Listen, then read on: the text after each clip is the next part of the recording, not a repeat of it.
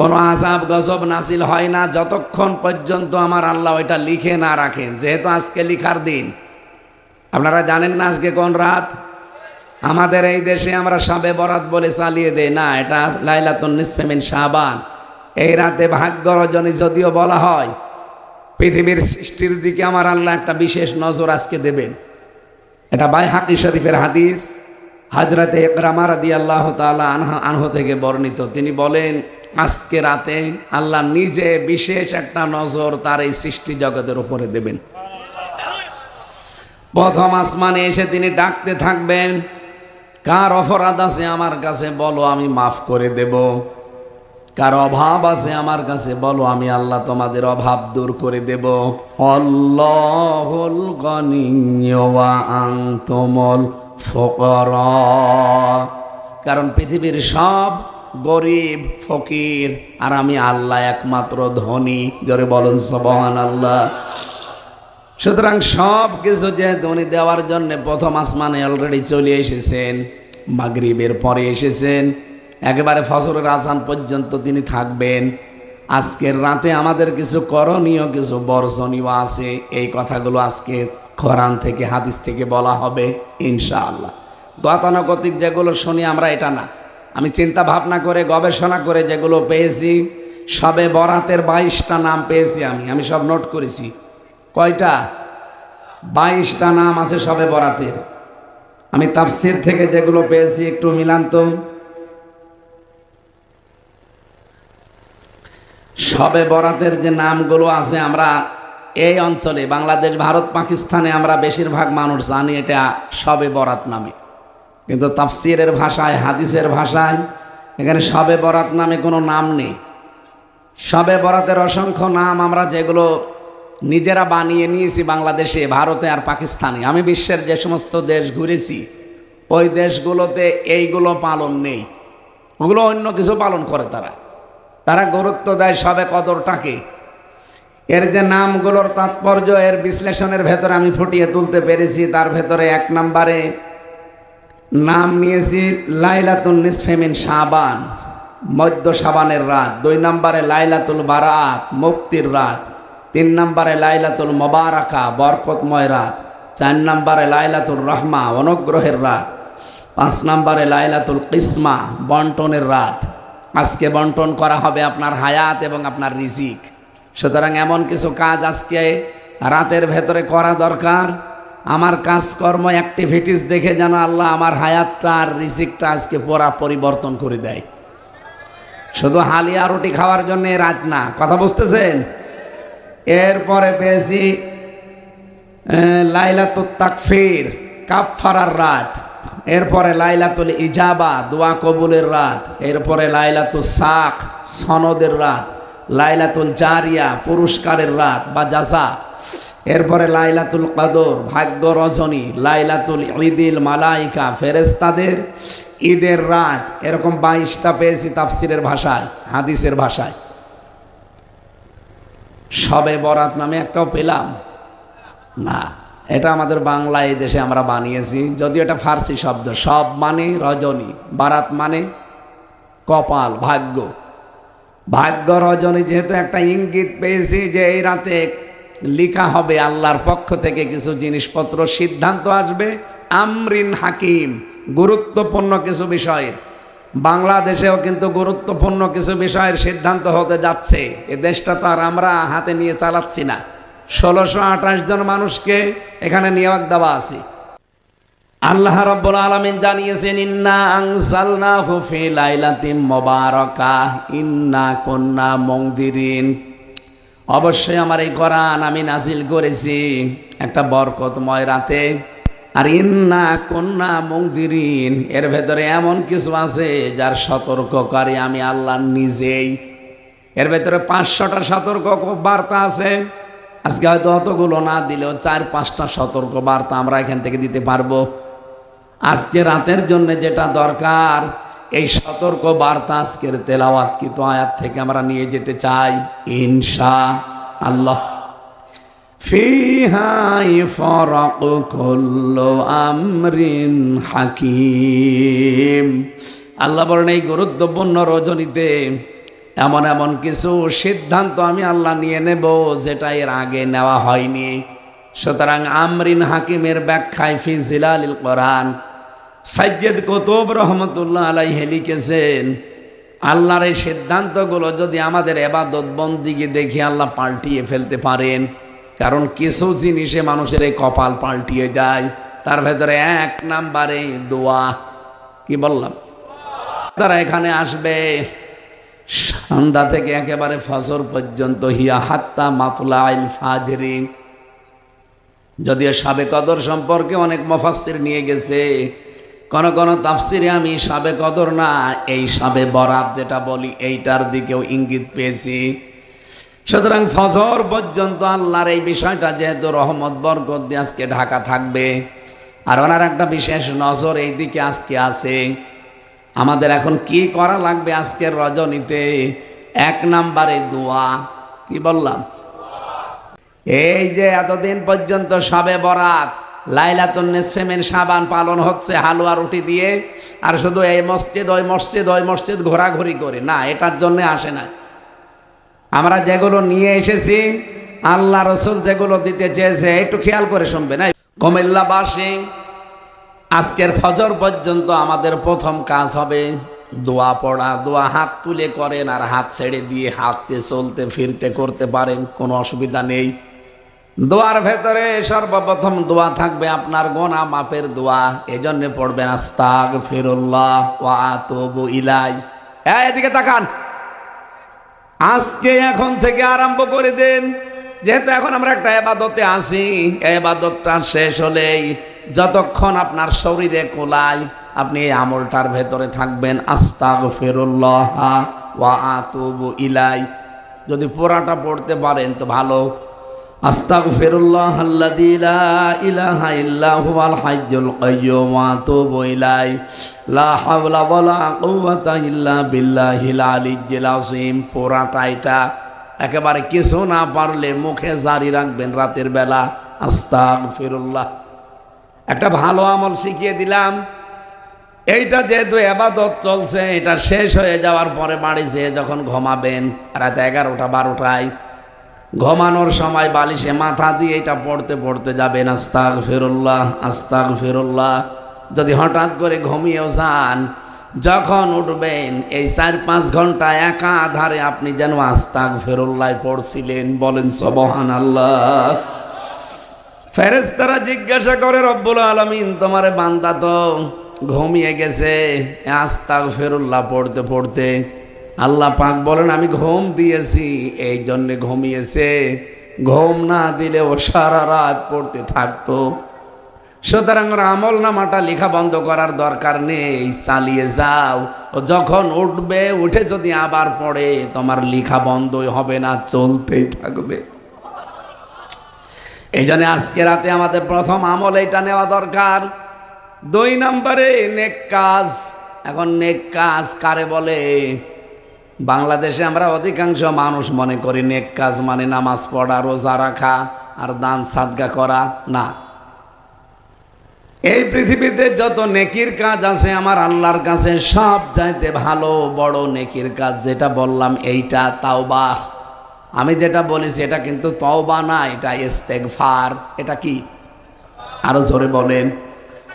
কিন্তু তওবা জিনিসটা আলাদা। কোন মানুষ যদি তাওবা করতে পারে, ইল্লা মান তাবা ওয়া আমানা ওয়া আমিলা আমালান সলিহান, সূরা ফুরকানের 71 নম্বর আয়াতে আল্লাহ জানিয়েছেন, যদি সত্যিই কেউ তাওবা করতে পারে, ওই মানুষটার জীবনের অপরাধগুলো আমার আল্লাহ শুধু মাফ করে দেয় না, ফাউলাইকা ইউবাদদিলুল্লাহু সাইয়্যাতিহিম হাসানাত। দুইটাই বহুবচন।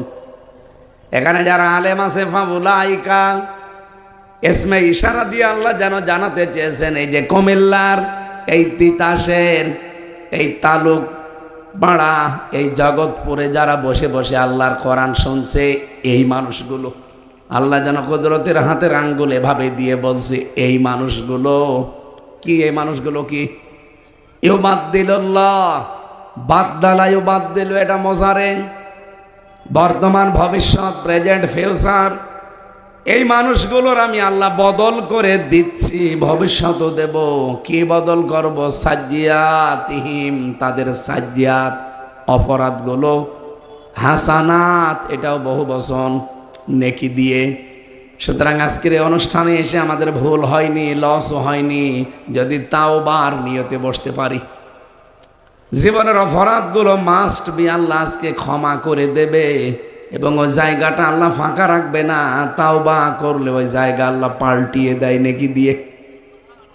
আপনি আস্তাগফিরুল্লাহ যতবার পড়বেন, যতবার আস্তাগফিরুল্লাহ পড়বেন, আল্লাহ পাক আপনার উপরে খুশি প্রকাশ করবে যে হ্যাঁ আমি খুশি।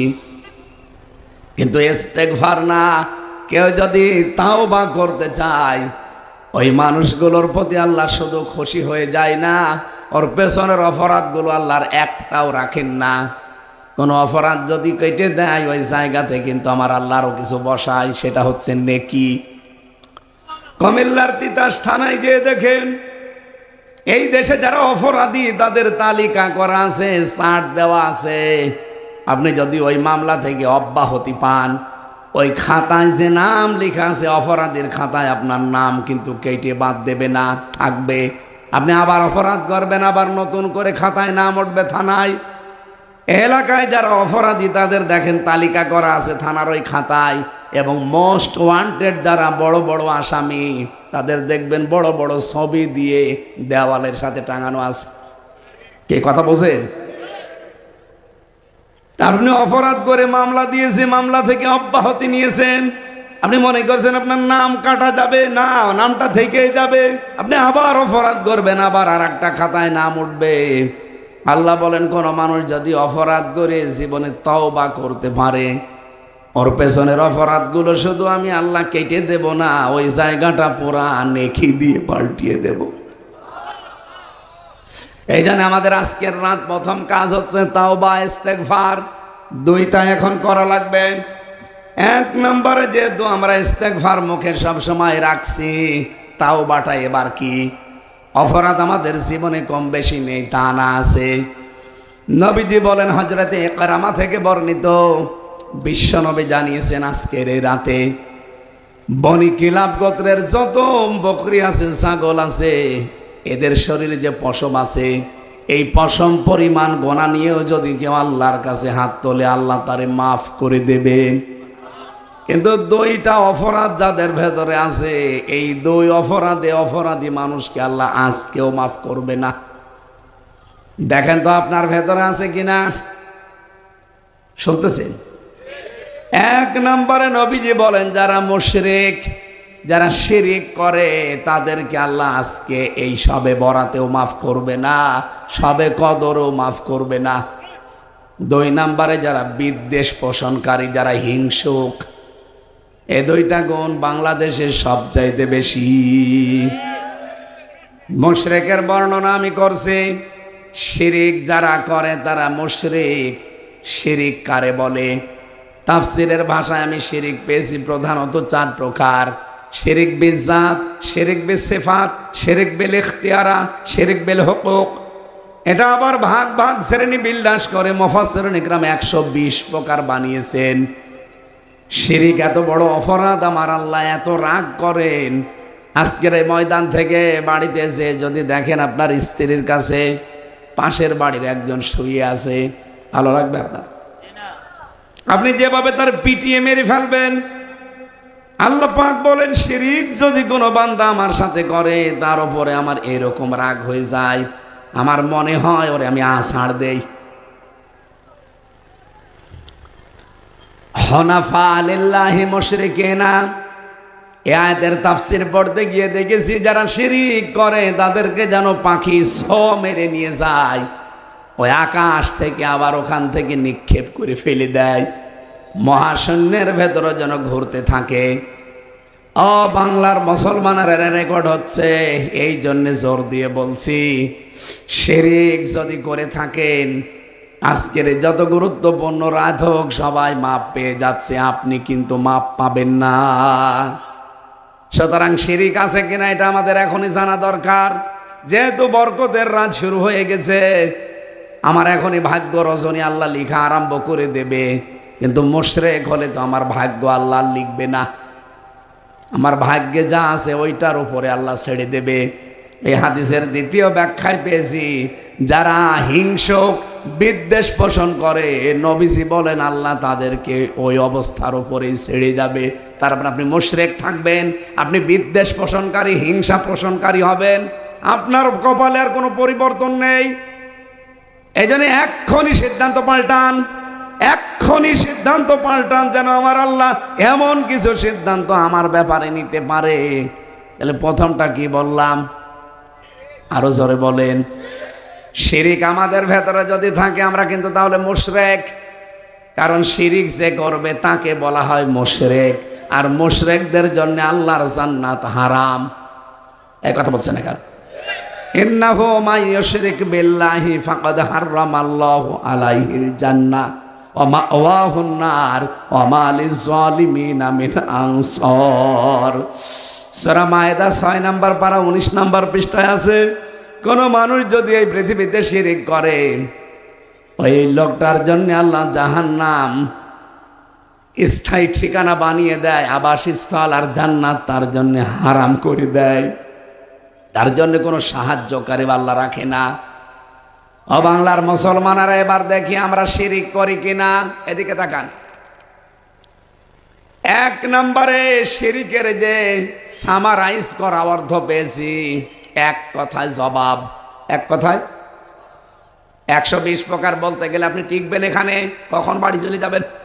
আর 120 প্রকার এখন কমপক্ষে 1 মিনিট করে হলো, 120 ঘন্টা 120 মিনিট লাগবে। এত কথা আছে শিন র আর কাপের ভেতরে।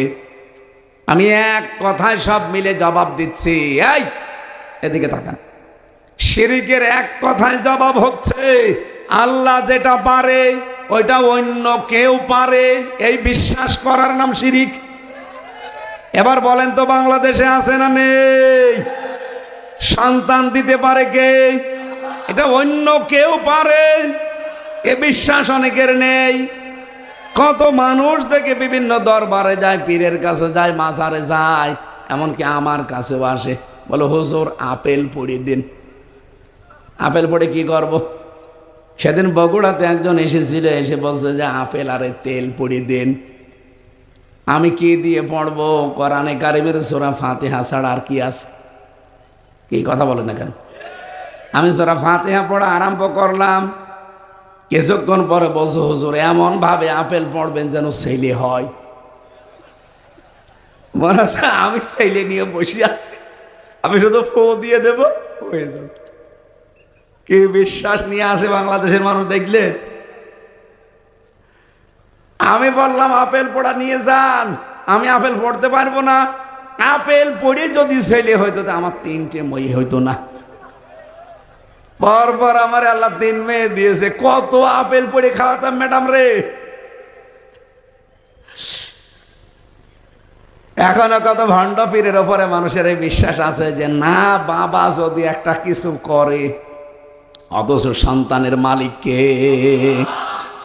লিল্লাহি মুলকুস সামাওয়াতি ওয়াল আরদ ইয়াখলুকু মা ইয়াশা ইয়াহাবু লিমান ইয়াশাউ ইনাসা ওয়া ইয়াহাবু লিমান ইয়াশাউ যুকুর।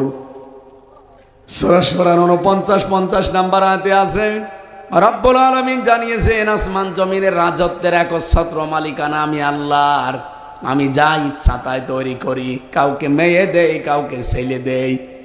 এই বিশ্বাসটা আজকে পাল্টাতে হবে। যে আওয়াজ যত দূর যাচ্ছে, রেকর্ডও যাচ্ছে, এখন লাইভ চলছে, তামাম দুনিয়া চলছে। যারা শুনতে পাচ্ছেন, সন্তান কেউ দিতে পারে না, যদি দিতে পারতো তাহলে ইব্রাহিম নবী 86 বছর বয়সে একটা সন্তান পেয়েছিলেন। কত? অনেকে 2 বছর 5 বছরেই হাল ছেড়ে দেয়, অথচ 86 বছর পর্যন্ত তিনি দোয়া করেছিলেন রব্বি হাবলি মিনাস সালিহিন, হে আল্লাহ আমাকে নেককার সন্তান দাও। কেন তিনি পারতেন না কোনো মাজারে যেতে, কবরে যেতে? কথা বলে না কেন? তিনি যেই দেশের বাসিন্দা ওই দেশে তো বহু নবী আল্লাহ পাঠিয়েছিলেন। আরে ভাই, সাধারণ মানুষের কবরে যাওয়া লাগতো না, নবীদের কবরে যেত। নবীদের কবরে যে বলতে পারতো না যে নবী একটা সন্তান আমারে দেন। তারপরও 1 বছর না 2 বছর না 86 বছর, 86 বছর একাধারে তিনি দোয়া করেছিলেন। 86 বছর পরে আল্লাহ তার দোয়ার জবাব দিয়েছে। ফাবাশশারনাহু বিগোলামিন হালিম। কত বছর পর? 86 বছর পরে আল্লাহ বলেন, যাও তোমাকে হালিম দিলাম। হালিম মানে চাচা হালিম। কোন হালিম? চাচা হালিম, মামা হালিম না। আল্লাহ বলেন, তোমার আমি ধৈর্যশীল সন্তান দিলাম, যাও। হযরত ইব্রাহিম এই দোয়াটা যখন কবুল হয়েছে, জিবরাইল যখন জানিয়েছে, তখনই তিনি সিদ্ধান্ত নিয়েছেন যে কেমন হালিম দিয়েছে, আমি হালিম দেখব। খুব ভালো করে খেয়াল করবেন, এখানে একটা তথ্য আছে।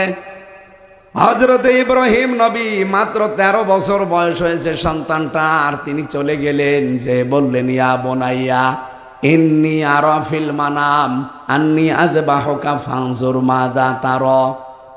আমি স্বপ্নে দেখলাম তোমাকে জয় করছি, এখন তুমি বলো তোমার রায় কি? অকুমিল্লাবাসী বিধানটা পালন করবে কার? উনি যে স্বপ্ন দেখেছিলেন, নবীদের স্বপ্ন কিন্তু ওহি। নবীদের স্বপ্ন কি? উনি নিজে স্বপ্ন দেখলেন, আল্লাহর বিধান এইটা, উনি পালন করবেন। কোন কারণে সন্তানের অনুমতি চাওয়া লাগবে বলেন? খেয়াল করবেন, এখানে একটা শিক্ষা বললাম আছে। কেন সন্তানের অনুমতি নেওয়া লাগবে? আর সন্তান কি খুব বড়? মাত্র 13 বছর, কি বোঝে? তিনি চিন্তা করলেন, আমি যেহেতু 86 বছর একাধারে দোয়া করেছি যে রব্বি হাবলি মিনাস সলিহিন, হে আল্লাহ আমাকে নেককার সন্তান দান করো। অনেক মানুষ আমরা কিন্তু এই দোয়া করি না? এ দোয়ার মানে জানেন? এক ইমাম সাহেব এই দোয়া করতো একাধারে প্রতিদিন, নামাজে গেলেই শুধু বলে রব্বি হাবলি মিনাস সলিহিন। এক মুসল্লি একদিন বলছে, হুজুর সারা জীবন দেখলাম শুধু একই দোয়া পড়েন, আর দোয়া জানেন না। জানি। তে এ দোয়া পড়েন কি? এ দোয়ার মানে কি বলেন? ইমাম সাহেব বলছে, দোয়ার মানে আমি জানি না। এ দোয়ার অর্থ জানেন না, দোয়া পড়ে যাচ্ছেন। এই যুবক বলছে, ঠিক আছে, আমি একজনকে জিজ্ঞাসা করবো। এক ভালো আলেমের কাছে গিয়ে বলছে, আমাদের ইমাম সাহেব সারা জীবনে একই দোয়া পড়ে, কিন্তু দোয়ার অর্থ কি উনি জানে না। এ দোয়ার অর্থ কি? আলেম বলছে, এটা দোয়া না, এটা কোরআনের আয়াত। সূরা সাফফাতের 99 নাম্বার আয়াতে আছে, হে আল্লাহ তুমি আমাকে একটা নেককার সন্তান দান করো। ও মনে করছে এই যুবক, ইমাম সাহেবের বাড়ি সে কোথায়, কোন জেলায় এসেছে আমাদের এখানে এত বছর, এমন হয় ছেলে মেয়ে হয় না? যে বলছে, হুজুর দোয়ার অর্থ তো আপনি জানেন না, আপনার ছেলে মেয়ে কয়টা? বলছে 11টা। 11টা ছেলে মেয়ে, এরপরও আপনি দোয়া পড়ে যান, আপনার লজ্জা আছে কেন? আপনি তো দোয়ার অর্থ জানেন না। আমি এই দোয়ার অর্থ জেনে এসেছি। এ দোয়ার অর্থ হচ্ছে, আল্লাহ তুমি আমাকে নেককার সন্তান দান করো। 11টা হয়ে গেছে, এরপরও আপনার দোয়া থামে না, আপনি কি দেশ ভরি ফেলবেন? ইমাম সাহেব বলছে, বাবাজি এ দোয়ার মানে এই, আমি যদি আগে জানতাম তো 11 বছর আগে বাদ দিতাম। আমি তো আর জানি না, আমি পড়িয়েই যাই, আল্লাহ দিয়েই যায়। হযরত ইব্রাহিম তো এরকম না, চিন্তা করলেন আমি দোয়া করেছি 86 বছর ধরে, উনি যে হালিম দিলেন আমাকে, গোলামিন হালিম, কেমন হালিম দিয়েছে আমি আজকে পরীক্ষা করব। এই জন্য তিনি অনুমতি চাইতে গেছে সন্তানের কাছে। এই ভালো করে খেয়াল করেন, উনি কিন্তু অনুমতি নেওয়ার মানুষ না, কারণ উনি আল্লাহর হুকুম পেলেই কোনো প্রশ্ন করেছেন কোনোদিন? কোরআনে ওনার জীবনী সম্পর্কে আমি 50টা পরীক্ষা পেয়েছি, একটা পরীক্ষায়ও জীবনে তিনি ফেল করেননি। এই জন্য আল্লাহ তাকে খুশি হয়ে বলেছিলেন, ক্বালা ইন্নী জাইলুকা লিন্নাসি ইমামা, তোমাকে আমি মানব জাতির ইমাম বানিয়ে দিলাম, নেতা বানিয়ে দিলাম। পরীক্ষা করতে করতে যখন খাঁটি হয়ে গেছে, তখন আল্লাহ এই আয়াতটা তারে দিয়েছেন যে তোমাকে আমি মানব জাতির ইমাম বানিয়ে দিলাম, নেতা। সেই লোকটা আজকে জিজ্ঞাসা করছে যে সন্তান আমি তোমাকে দেখলাম জবাই করছি, তোমার রায় বলো, কেন আল্লাহর বিধান পালন হবে এখানে ছেলের কাছে জিজ্ঞাসা করা লাগবে কেন? যতগুলো তাফসীর আমি মিলিয়েছি আয়াতের সাথে মুফাসসিরিন ইকরাম একটা তথ্য বের করেছেন, আর এইটা বলার জন্য আমি বাংলাদেশটা সামনে নিয়েছি। ভালো করে মিলাবেন কিন্তু ভাই, খালি শুনতে আসা না, এখান থেকে কিছু নিয়ে যাওয়া লাগবে। শুনতেছেন কারা কারা দেখি হাত তোলেন তো। আমি এবার প্রশ্ন করব, হাত তোলা না, হাত নামান। প্রশ্ন করব, এরপরে যদিও জবাব দিতে না পারেন আপনার হাত তোলাচ্ছে দাঁড়ান। হযরত ইব্রাহিম বলেন আমি যে দুয়ার ফসল পেলাম গোলামিন হালিম, আমার হালিম আমি আজকে দেখবো এটা চাচা হালিম না মামা হালিম। সঙ্গে সঙ্গে হযরত ইসমাইল বললেন ইয়া আবাতি ফাআল মা তুমার সাতাজিদুনি ইনশাআল্লাহু মিনাস সাবিরিন। হে বাবা, আপনি যা আদিষ্ট হয়েছেন আপনার আদেশ পালন করেন। আপনাকে আমি গ্যারান্টি দিতে পারি আপনি আমাকে ধৈর্যশীলদের মধ্যে পাবেন। শব্দের দিকে খেয়াল করেন তো, তিনি সবের বলতে পারতেন যে আমার মতো ধৈর্যশীল আর কেউ নেই, কারণ ৮৬ বছর বয়সে আমি আমার বাবার সন্তান হিসাবে এসেছি। এরপরে জন্মের পরে আমার মরুভূমিতে রেখে গেছে বাবা, ১৩ বছর পরে আজকে এসেছে জব দেওয়ার জন্যে। আমাদের মতো ছেলে মেয়ে হলে বলতাম তোকে বাবা নাকি আজরাইল। ১৩ বছর কোনো খোঁজ নেই, খবর নেই। আমার আর আমার মাকে রেখে গেলেন মরুভূমির ভেতরে, ওই এক টোপলা খাবার দেওয়ার এক ঢোক পানি দিয়ে কয়দিন চলে ওইটাই। আর ১৩ বছর পরে আজকে এসেছেন সন্তানের দাবি নিয়ে জবাই করবেন। কিসের বাবা আপনি? আপনি দৌড় দিতেন। অথচ ইসমাইল বলেছে রব্বুল আলামিন সাতাজিদুনি, সিন শব্দটা ব্যবহার করা হয় আরবি গ্রামার অনুযায়ী সিন, সাউফা, কদ, লাম ১৩টা অক্ষর আছে। কোন সেন্টেন্সের আগে যদি একটা আসে অর্থ হয় অতি তাড়াতাড়ি। উনি জানালেন অতি তাড়াতাড়ি আপনাকে আমার আল্লাহ দেখাবে, হে আমার বাবা, হে আমার পিতা, ইনশাআল্লাহ, যদি আল্লাহ চাই। মিনাস সাবির বলেননি সাবিরিন। আমার মতো ধৈর্যশীল আরো আছে দুনিয়ায়, আমি একা না। কারণ আমি একা ধৈর্যশীল এটা বললে অহংকার চলে আসতে পারে। কথা বলেন না কেন? অতটুকু কি হালিম আল্লাহ দিলেন দেখেন। ১৩ বছর বয়সে নিজেকে অহংকার মুক্ত করার জন্য সাবিরিন দিলেন। আর আমাদের কিছু পেলে অহংকারের ঠেলায় পাটিতে মা পড়ে না। এই যে ১৫ বছর যারা চালিয়েছে অহংকার ছিল না? কথা বলেন, একটা জায়গা দেখাতে পারবেন যে অহংকার মুক্ত ছিল? কি হনু রে, হনুমান হয়ে গেছে। আমি তো বহু জায়গায় ওদের সাথে মিশে দেখেছি, ওদের যে আচরণ, মানুষের আচরণ পাল্টিয়ে গিয়েছিল। যে যে চেয়ারে পেয়েছে ওই চেয়ারেই মনে করছে এইটাই আমার আসল। অথচ চেয়ারের পায়া কন্ট্রোল করে কে? আরো জোরে বলেন।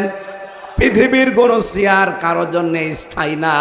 ডক্টর মোহাম্মদ ইউনূসের চেয়ারও স্থায়ী না, ডোনাল্ড ট্রাম্পের চেয়ারও স্থায়ী না। এক কথা বলেন না কেন? একটা চেয়ার শুধু স্থায়ী, হাসিনার চেয়ার। ও তো উল্টিয়ে গেছে। একটা চেয়ার স্থায়ী, যেটা হচ্ছে আমার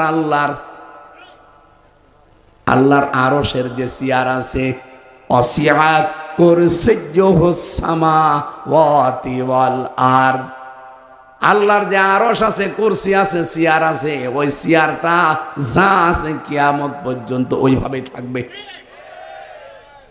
এই জন্য আল্লাহ জানাতে চেয়েছেন পৃথিবীর কোন চেয়ার যেহেতু স্থায়ী না, চেয়ারে বসলে লাভ দেওয়া যাবে না। কথা বলে না কেন? চেয়ার মানে যে চেয়ার, পৃথিবীর কোন চেয়ারই কারোর জন্য স্থায়ী না।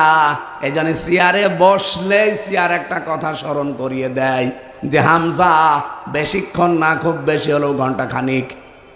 আমার আগে যিনি বসেছিলেন মাওলানা হোসাইন, তাকে বলেছিল আধা ঘন্টা। এর আগে যিনি বসেছিলেন মাওলানা মোশতাক আহমেদ না মোশতাক ফয়েজি, ওনারে মনে হয় বলেছিল যে ১.৫ ঘন্টা। যেই বসেছে সেই জোহরের পর থেকে একটা কেউ চেয়ার স্থায়ীভাবে বসতে দেয়নি। আমারেও রাখবে না, কিছুক্ষণ পরে বলবেন আমিন। কারণ দুনিয়ার স্বভাবই এইটা, একটা চেয়ারে কোনো নামানামি নেই, তার চেয়ার। আরো জোরে বলেন। এই জন্য আমরা যারা চেয়ারে বসবো আমরা যেন আরো নরম হয়ে যাই। এতটুকু সন্তান যদি নিজেকে অহংকার মুক্ত করার জন্য সবের না বলে সবিরিন বলে, তা আমরা কোথায় আছি? হযরতে ইব্রাহিম আল্লাহর বিধান এবার পালন করবেন, ইসমাইলও আল্লাহর বিধান পালন করতে সাহায্য করবেন। দুইজনে রাজি হয়ে গেছে। আল্লাহ পাক বলেন ওই সময় ডাক দিলাম, ফালাম্মা আসলামা ওয়া তাল্লাহু লিল জাবিন। এখানে আলেম না এগুলো? আসলামা দিবসন।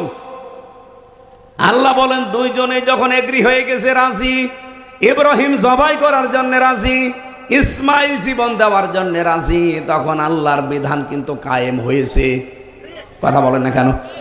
এখন ইব্রাহিম যদি বলতেন আমি জবাই করব, ইসমাইল নবী যদি বলতেন না আমি জবাই হব না, বলেন তো আল্লাহর বিধান কায়েম হইতো?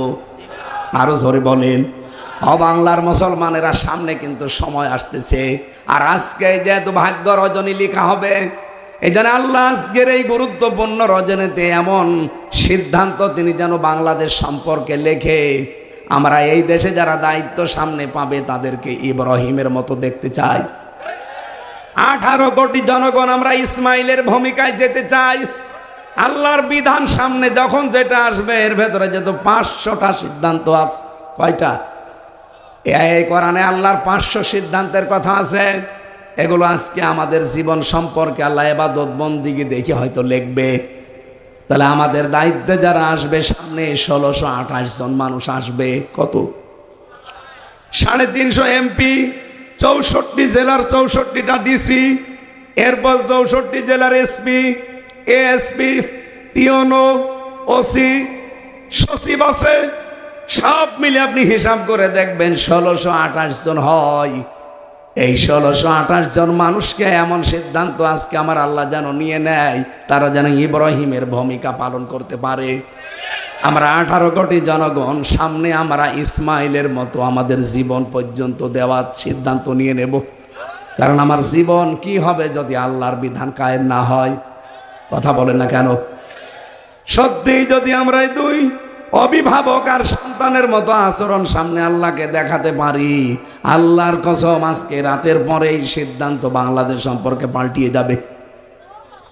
ডোনাল্ড ট্রাম্প, নরেন্দ্র মোদী এবং আরো যারা পৃথিবীর নিকৃষ্ট মানুষের তালিকায় যাদের নাম পেলাম, এরা যত ষড়যন্ত্র করুক, আল্লাহর কসম সব নস্যাৎ হয়ে যাবে।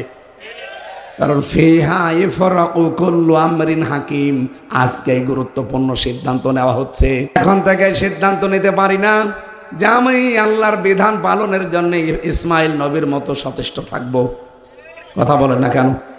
রব্বুল আলামিন বলেন ঠিক আমি তখন তাদেরকে ডাক দিয়েছি, ওয়ানাদাইনাহু আইয়া ইব্রাহিম قد صدقت الرؤيا إنا كذلك نجزي المحسنين। আমি ডাক দিয়ে বললাম ইব্রাহিম আর জবাই দেওয়া লাগবে না সন্তানকে, ওই যে জিবরাইলকে দিয়ে দম্বা পাঠিয়েছি ওইটা জবাই করে দাও, তোমার আদেশ পালন হয়ে গেছে।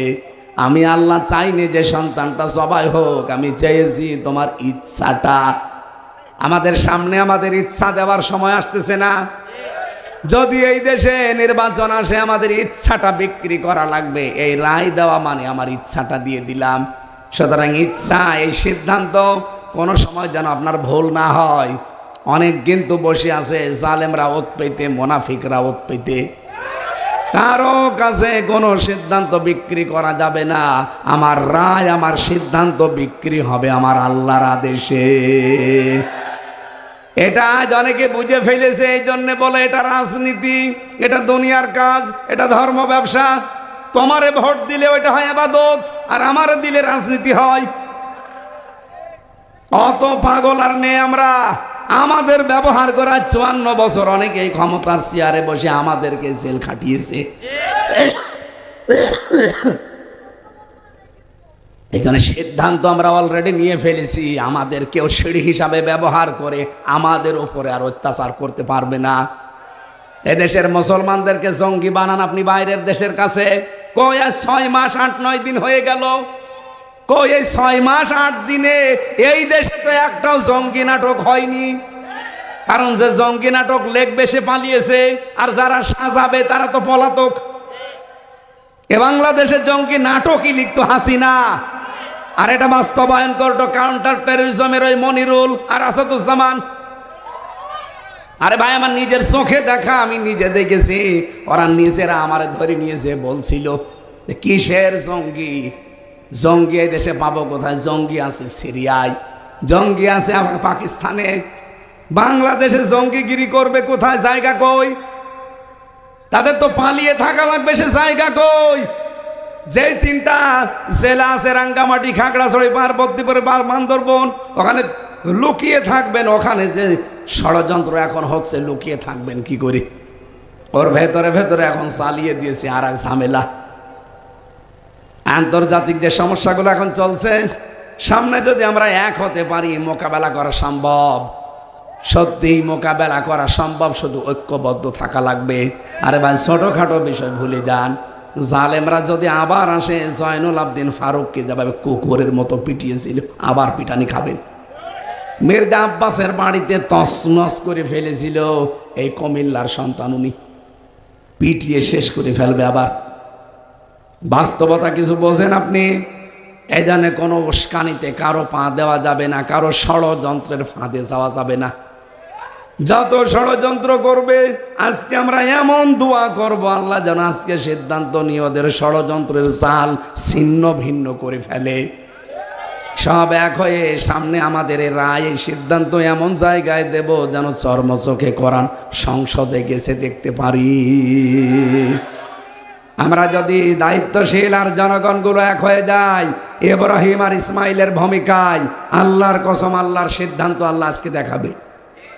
যেহেতু সবে বরাত, আজকে সিদ্ধান্ত নেওয়ার রাত, আজকে সিদ্ধান্ত নেওয়ার রাত না, আল্লাহ সিদ্ধান্ত নেবেই। আর আমরা আশা করছি আল্লাহ ভালো সিদ্ধান্ত নেবে। তাহলে সন্তান দিতে পারে একচ্ছত্র মালিকানা কার বললাম? অন্য যাকে বিশ্বাস করেন আপনি শিরিক করছেন। আলা আলাহুল খলকু ওয়াল আমরু, এ জমিন বানিয়েছে যিনি, আইন চলবে তার। বলেন বলেন। আর আমরা সবাই বিশ্বাস করি আসমান জমিনের মালিককে। সুতরাং এই দেশে আল্লাহর আইন বাদ দিয়ে অন্য আইন যারা কায়েম করতে চান, আপনি মুশরিক। একেবারে টাটকা কথা, কোনো ব্যাখ্যা লাগবে না। আল্লাহর আইন বাদ দিয়ে অন্য কারো আইন যদি কেউ এই দেশে কায়েম করতে চায়, সে মুশরিক। তার জন্য আজকে সবে বরাতেও ক্ষমা নেই। সুতরাং সিদ্ধান্ত পাল্টান। যারা মানুষের তৈরি করা আইন কায়েমের জন্য চেষ্টা করেন, দল করেন, ভোট করেন, টাকা খরচ করেন, সবে কদর কিসের, সবে বরাত কিসের, আরো ধরে কান্নাকাটি করলাম আপনি আপনার, কারণ আপনি মুশরিক। আল্লাহ যেটা পারে ওইটা অন্য কেউ। বলেন বলেন। আল্লাহর আইন এখানে চলবে, অন্য আইন নিয়ে আসতে চান কোন কারণে? আর এইটার কথা বলতে গেলে আপনার কাছে আমরা রাজনীতি করি না। আল্লাহর কসম, আমি কোরআন মাথায় নিয়ে বলতে পারি, আমি আপনাকে বাঁচাতে চাই। আমি দেখতে পাচ্ছি কোরআনের চোখ লাগিয়ে যে আপনি মুশরিক। আল্লাহর আইনের বাইরে আপনি মানুষের তৈরি করা আইন কায়েম করতে চান। এইটারা যে রাজনীতি মনে করে চলে যান, যেদিন বাঁশ দেবে আল্লাহ ওদিন টের পাবে।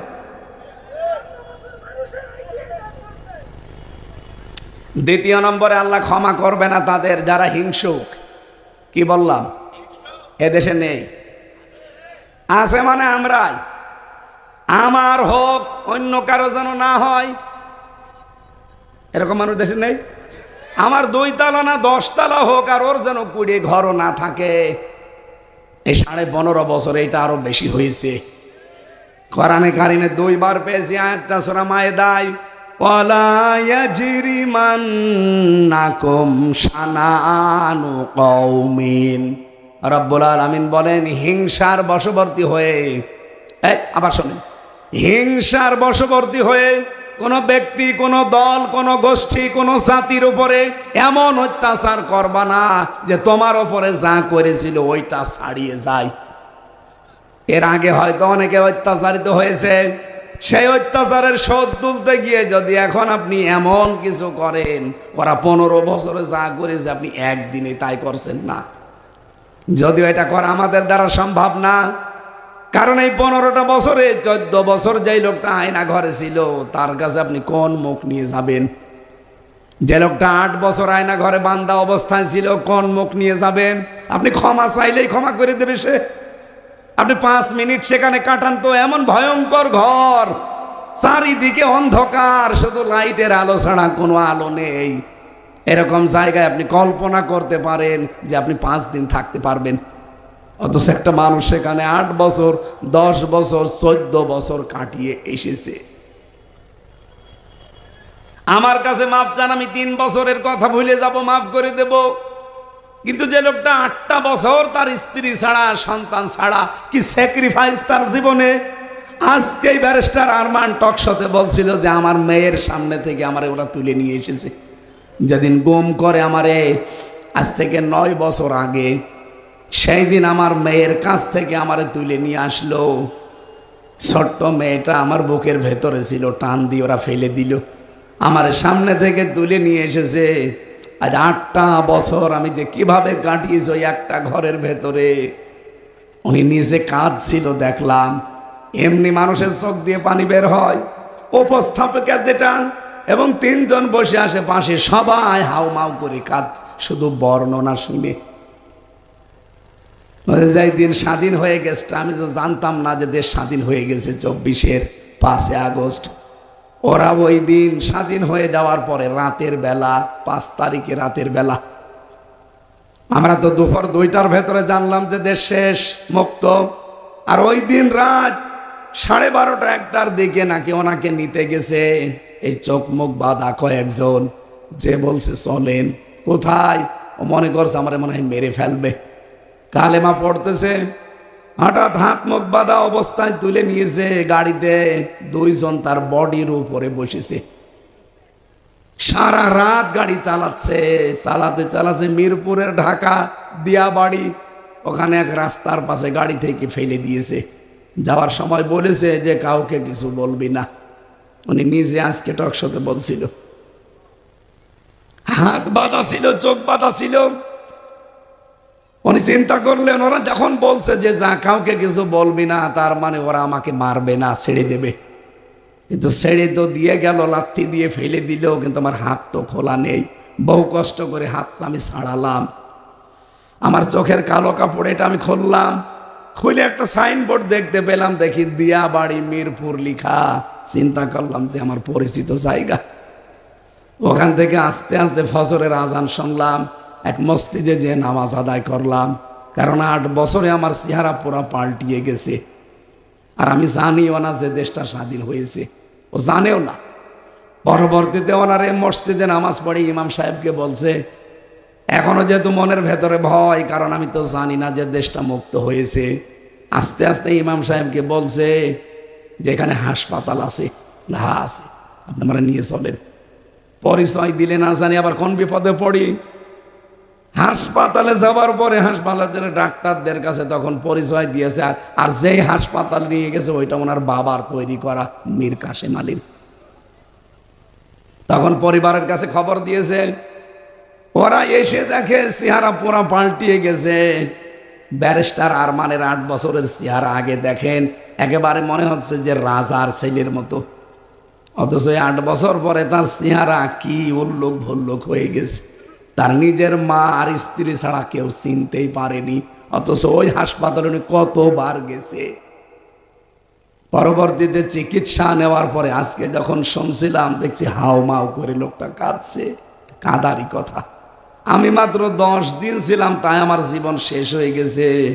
আর আপনি কল্পনা করতে পারেন নিজেকে ওই জায়গায় দাঁড়ান, 8টা বছর একটা ঘরের ভেতরে মানুষ কিভাবে পার করতে পারে।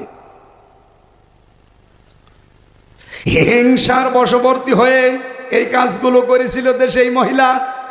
খালেদা জিয়ার ওপরে হিংসা ছিল, এজন্য বাড়ি থেকে বের করে দিয়েছে এক কাপড়ে।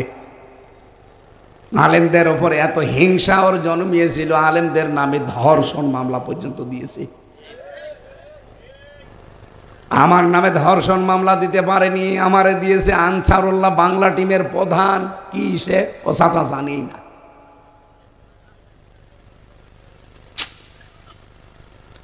এই জন্য হিংসা যাদের ভেতরে আজকের রাতেও কিন্তু তাদের মাফ হবে না। ইদা জা নাসরুল্লাহি ওয়াল ফাত, যখন আল্লাহর সাহায্য আসবে তখন আপনি বিজয় দেখতে পাবেন। আল্লাহর বিজয়ের নমুনা, চিহ্ন, সিমটম 9টা। কয়টা বলেন বলেন? এর প্রথম নাম্বারে আল্লাহ পরের আয়াতে দিয়েছেন, অরাআইতান নাসা ইয়াদখুলুনা ফি দীনিল্লাহি আফওয়াজা। হে নবী, আল্লাহর সাহায্য আসলে বিজয় আসবে। বিজয়ের প্রথম নাম্বারে এই সিমটম হচ্ছে আপনি দেখতে পাবেন দলে দলে পালে পালে মানুষ ইসলামে প্রবেশ করছে। আপনি দেখতে পাচ্ছেন না আগস্টের 5 তারিখের পর থেকে অবস্থান কি? আগস্টের 5 তারিখের আগে জরিপ দেখেছেন, ইন্টারন্যাশনাল জরিপগুলো। এদেশের মানুষ 100 জনের মাত্র 15 জন মানুষ বলতো যে আমরা এদেশে ইসলামী রাষ্ট্র চাই। কয়জন? এদেশের 100 জনের 66 জন মানুষ এখন চাচ্ছে ইসলাম কায়েম হোক। আপনি আর কিছুদিন যেতে দেন, মাসের যা অবস্থা, 100 জনের 100 জন মানুষ বলবে আমরা এদেশে ইসলাম কায়েম হতে চাই। কারাগারে আমার 3টা বছর আল্লামা মামুনুল হক সাহেবের সাথে আমি ছিলাম এক জায়গায়। 3টা বছরে তাহাজ্জুদের নামাজে আমাদের এই দোয়া ছিল, আল্লাহ মরণের আগে অন্তত চর্ম চোখে যেন দেখতে পারি কোরআনে কারিম দিয়ে বাংলাদেশটা চলছে।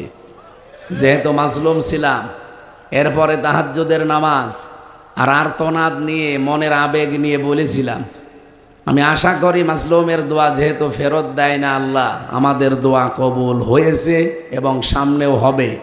চর্ম চোখে আল্লাহ আমাদের দেখাবে বাংলার 56,000 বর্গ মাইল আল্লাহর এই কালাম দিয়ে চলছে ইনশাআল্লাহ। এটা আমরা দেখতে চাই না। এটা যদি কারো কাছে রাজনীতি মনে হয়, হ্যাঁ এটাই রাজনীতি। এটা যদি কারো কাছে ধর্ম ব্যবসা মনে হয়, হ্যাঁ এটাই ধর্ম ব্যবসা। পৃথিবীর প্রতিটি নবীকে আল্লাহ পাঠিয়েছিলেন ওই জামানার বিধানগুলো কায়েম করার জন্য। আমাদের নবীকেও আল্লাহ একই বিধান দিয়েছেন, শারআ লাকুম মিনাদ-দীন মা ওয়াসা বিহি নূহা। এই আয়াতের শেষের দিকে আছে আনাকিমুদ-দীন ওয়ালা তাতাফাররাকু ফি। দিন কায়েম করো, এ বিষয়ে কোনো মতপার্থক্য করা যাবে না। আপনার ইবাদত বন্দেগীতে হালকা পাতলা কোনো সমস্যা থাকলে ফতোয়াবাজি করেন, কিন্তু দিন কায়েম করা লাগবে এ বিষয়ে কোনো মতপার্থক্য, কোনো ফতোয়াবাজি কেউ করবেন না। এজন্য বাংলাদেশে এখন সব ইসলামী দলগুলো এক হয়ে এতদিন পরে হলেও বুঝেছে। মাওলানা মামুনুল হক 3টা বছরই আমার মনে হয় প্রত্যেক দিন আমাকে এই কথা বলতো, হামজা কি ভাবতাম বাইরে, আরে ভেতরে অবস্থা কি। বাইরে ভাবতাম জ্বরে আমিন নিয়ে, আসতে আমিন নিয়ে, আকিদা নিয়ে আমরা মারামারি করি, আর ভেতরে জালেমরা সব আমাদের এক জায়গায় রেখে দিয়েছে। যদি আল্লাহ কোনোদিন বের করে জীবনে আসল টার্গেট এইটা, যেরকম সব এক জায়গায় করব। এই জন্যে সামনে কিন্তু এখন একটা উদ্দেশ্য চলছে, বাংলাদেশে যারা অন্তত নামাজ আদায় করে, আল্লাহ একজন আছে, রাসূল আমাদের নেতা, এই বিশ্বাসে যারা বিশ্বাসী, অন্য যারা আছে তাদের বাদ দিলাম। যারা আল্লাহ একজন আছে, রাসূল আমাদের নেতা, রাসূল শুধু না, রাসূল কি আমাদের নেতা, বলেন রাসূল কি? এই বিশ্বাসে যারা বিশ্বাসী তাদের সবার একটা ভোটের বাক্স যাবে সামনে। আপনি টের পাচ্ছেন কিছু বাস্তবতা? আন্তর্জাতিক যে রাজনীতিগুলো চলছে দেশটা নিয়ে, এটা ওভারটেক করব আমরা ইনশাল্লাহ আমাদের ইমান দিয়ে। মোদিকে বহু বুঝিয়েছে, মোদি ওখান থেকে বুঝিয়েছে ট্রাম্পকে, কিছুই হচ্ছে না, কারণ সিদ্ধান্ত আসবে কোথা থেকে।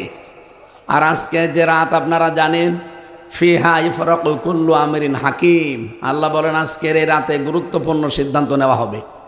সুতরাং বাংলাদেশ সম্পর্কে আল্লাহ যেন এমন সিদ্ধান্ত আজকে রাতে নেয়, সামনে যেন কোরআনে কারিম কায়েম হয়ে গেছে, এটা আমরা দেখতে পাই। যেহেতু অন্তত 12টা দল ইসলামী, এগুলো সব প্রায় এক হয়ে গেছে। যাদের সাথে মেল মহাব্বত এতদিন ছিল না, আল্লাহ যেন নিজে তৈরি করে দিয়েছে। কি দেখতে পাচ্ছেন না? হেফাজত, খেলাফত, চরমনায়, জামাত সব এখন এক হয়ে ইসলামের একটা বাক্স সামনে যাবে। আর আমার বিশ্বাস যেহেতু 66 জন হয়ে গেছে, আর কিছুদিন যাক, 100 জনের 100 জন বলে আমরা চাই ইসলাম। খালি বাক্স যেতে দেরি, কোরআন সংসদে যেতে দেরি হবে না।